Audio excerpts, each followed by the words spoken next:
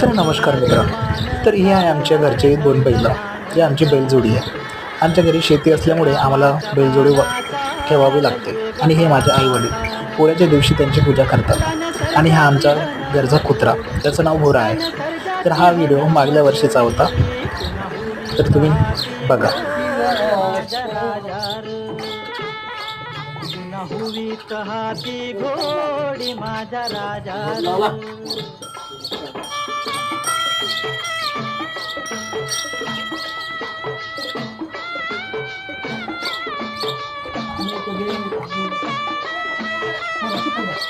दर्शिया बाळाची चाक